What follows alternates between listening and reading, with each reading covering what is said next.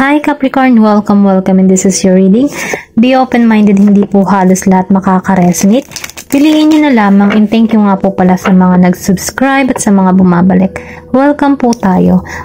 Start na tayo. Give me the message for Capricorn.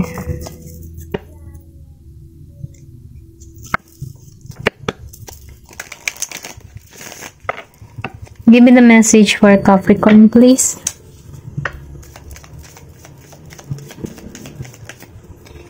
Meron ka dito na 5 of House.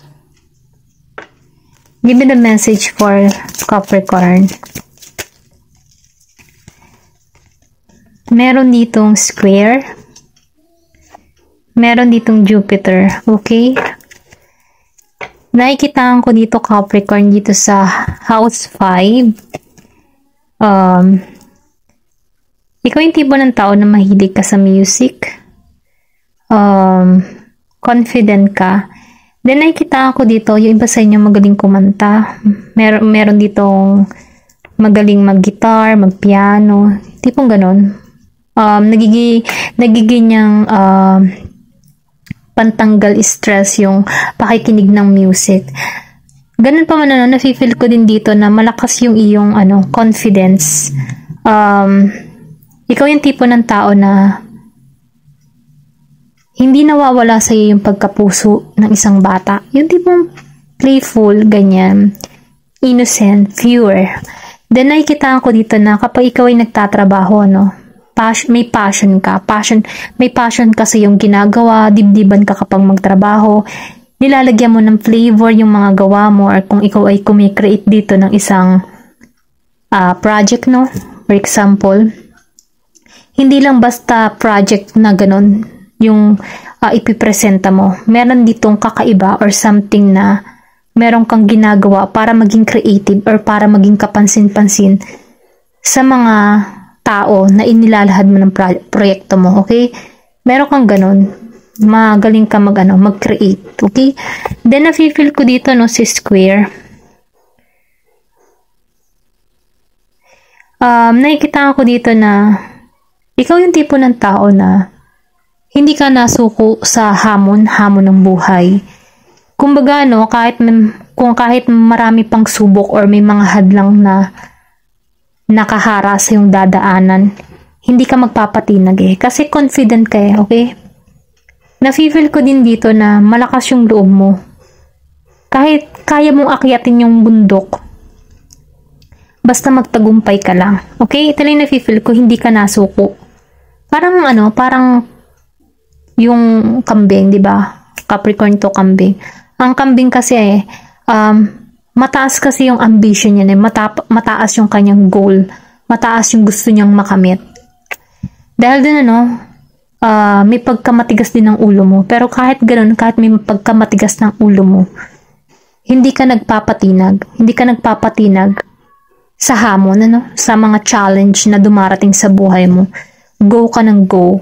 Kasi alam mo na kapag hindi ka gumawa ng hakbang, talo ka. Kaya ikaw yung tipo ng tao na okay lang na dumiretso, at least kumilos ka. Ganun ba? Hindi ka nagpapatumpik-tumpik, hindi ka nagpapa-apekto sa mga sasabihin. Kahit may mga babala na ganun, hindi mo to ini-ignore mo to kasi mas gusto mong patunayan sa sarili mo kung tama ba yung mga sinasabi ng mga ibang tao. Ganun ba? Ito lang yung nararamdaman ko. May ganun tao dito.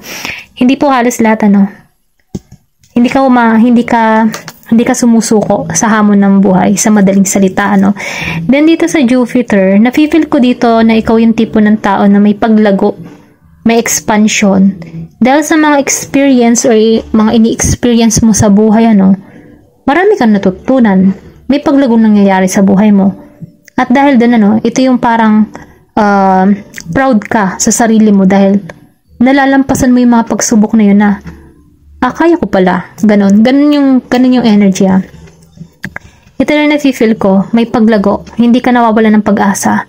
Basta ikaw yung tipo ng tao, uma-action ka talaga. Basta't makamit mo lang yung gusto or yung goal mo. Nagsiset ka ng goal, then kumikilos ka para makuha yung goal na yun. Hindi ka madaling pasukuin. Ganon. Ganon lang yung energy na feel ko dito. Tinan pa natin At yun maganda kasi confident ka, positibo ka. Okay?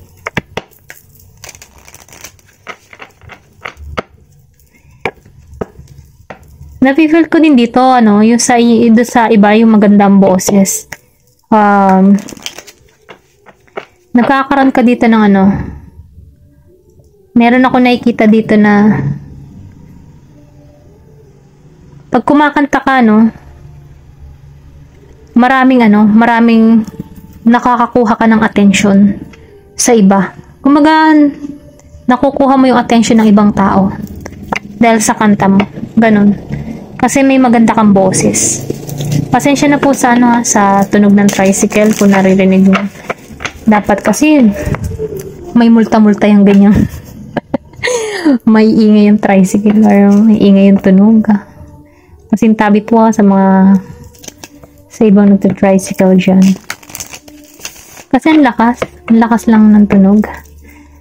Give me the message for Capricorn.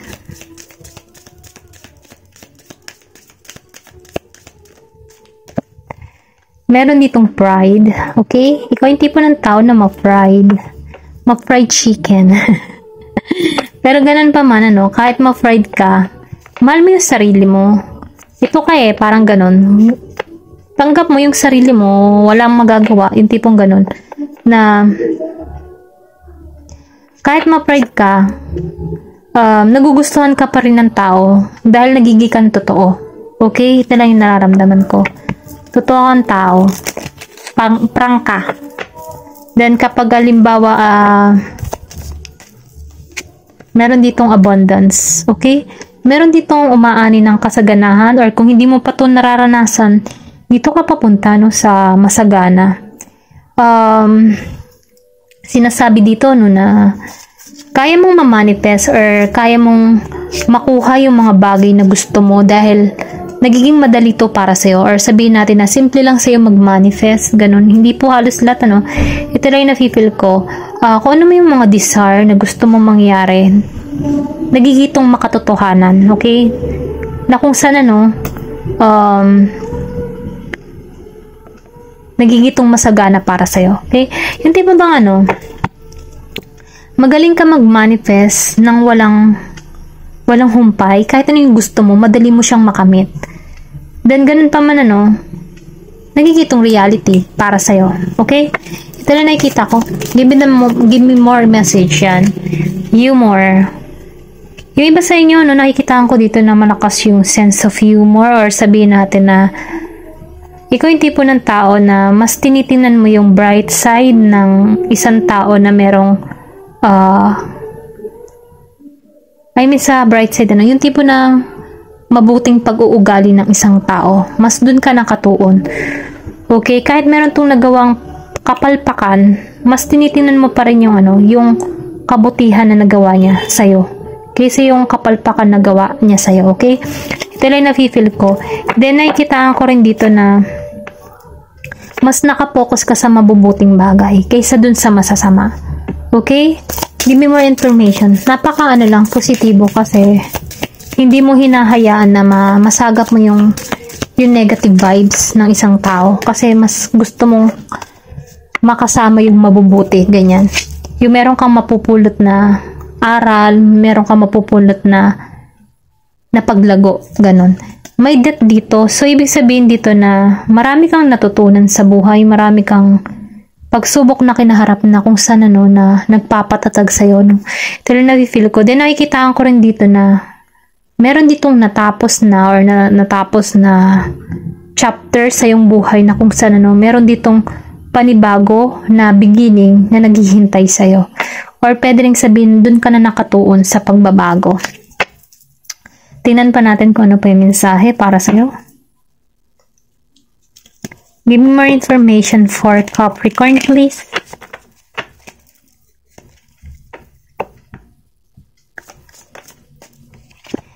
Meron ditong first quarter. It's time to commit. So, ibig sabihin, ito na yung oras para makipagkasundo ka or makipag-commit ka sa isang tao or makipag-commit ka sa kung ano man gusto mong i-commit, ano. Parang binibigyan ka na dito ng ano, ng sign. Ito na yung time para may pagbabago or makipag-commit ka sa panibago, no. Panibagong plano or panibagong kagustuhan mo na kung saan ano, meron ditong develop para sa'yo, may paglago, okay? Or pwede rin sabihin na ito na yung time para makipag-commit ka kay God na ihiling mo kung ano man yung mga gusto mo or kung ano man yung mga nais mo para na sa ganun, no, magkaroon dito ng signal na ito yung gusto ko, ganyan, ito yung gusto kong marating, mga ganun ba? Ito na yung nafe-feel ko sa first quarter. Give me the message. Or pwede rin sabihin na meron kang mga bagong plano, proyekto, na kung saan ano, dun ka nakakommit sa proyekto na yon para nang sa ganun, no, matapos to ng maayos. Diana, be one with nature. Ikaw din yung tipo ng tao, hindi po halos lahat, ano, kapag may problema ka, pumupunta ka sa kalikasan, kung saan ano, nagbibigay to ng relax para sa'yo, nakakaramdam ka dito ng peace of mind, or pwede rin sabihin na ikaw yung tipo ng tao na mahilig maghalaman, magtanim ng mga halaman, dahil sa paghahalaman, nagbibigay ito ng panibagong positibong enerhiya na kung saan ano, nagiging kang masigla, okay? Yung iba sa inyo no, mahilig sa hayop, meron ditong blue moon.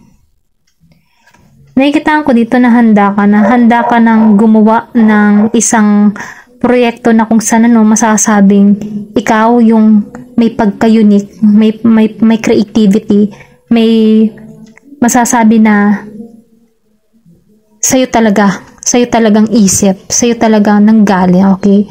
Ikaw yung original.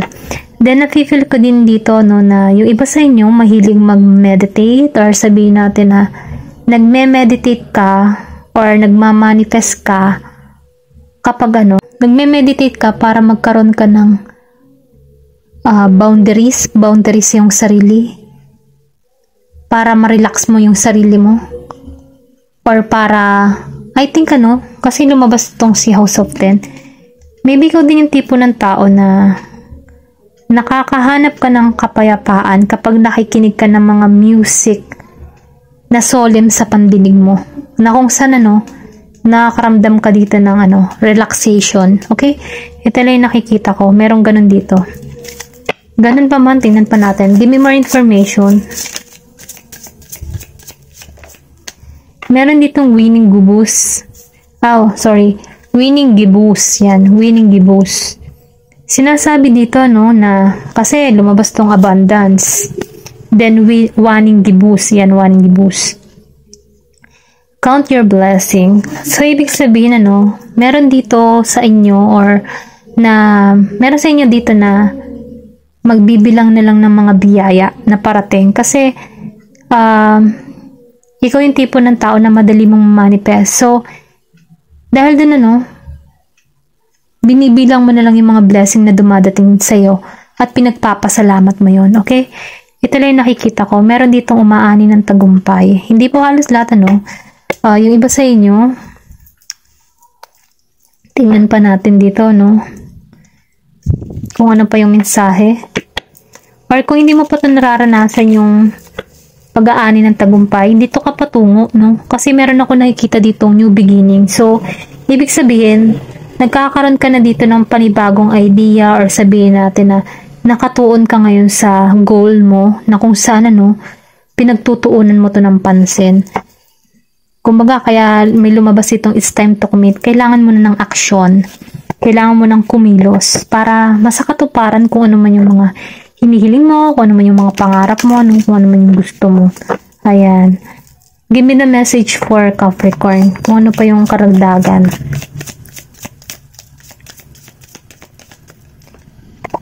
Meron ditong victim. So, yung iba sa inyo dito naging victim. Maybe merong scam or pwede rin sabihin na meron ditong panluloko. Pero ganun pa man, ano, meron ditong paglago.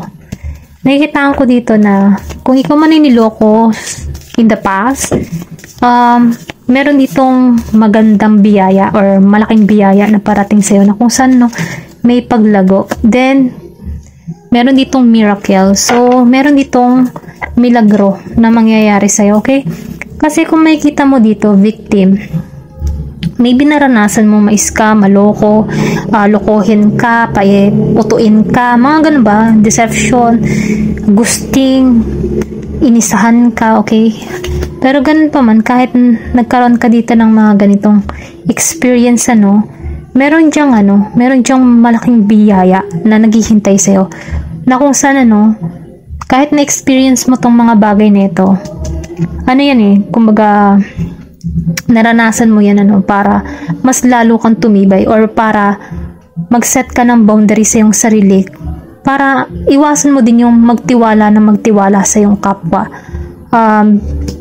Itong experience na ito, para lang din to, magising ka, matuto ka sa experience na naranasan mo dito para magkaroon ka dito ng paglago sa iyong sarili. Kasi lumabas dito yung growth. So, ibig sabihin na meron ditong paglago na magaganap sa buhay mo. Na kung saan, may ipag-ani ng tagumpay. Kung makikita mo may growth, meron ditong tagumpay, okay? Sabihin natin na yung mga ginagawa mo, mga project mo, business mo, or ano pa mga larangan ng trabaho na ginagampanan mo, magkakaroon to ng stability para sa'yo financially, na kung saan meron ditong mga tao din na nakasubaybay or nakamasid sa'yo sa mga ginagawa mo, na kung saan may nag-i-stalk dito. Kung makikita mo, may dalawa ditong tao, okay? Meron ditong stalking. Maybe itong taong nanloko sa'yo before or yung mga nandaya sa'yo, masusubaybayan nito na mas lalo kang lumalago. Okay?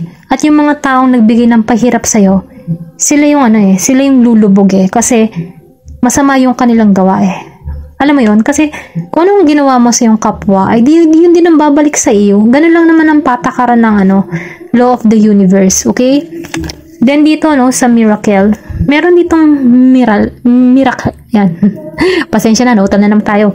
Meron ditong miracle na mangyayari sa'yo, magaganap sa'yo, Magtiwala ka lang. Kasi kung ikaw man ay nahirapan in the past, meron niyang malaking milagro na naghihintay sa'yo, Kasi may new beginning ka dito, may abundance, then may counting blessing. Susupresahin ka ni universe, susupresahin ka ni God dahil sa mga kabiguan na na-experience mo before, meron niyang kapalit na kaginhawahan na naghihintay sa'yo in the future. Okay, ito lamang po, Thank you for watching and love and peace. Thank you for watching Glow and Peace.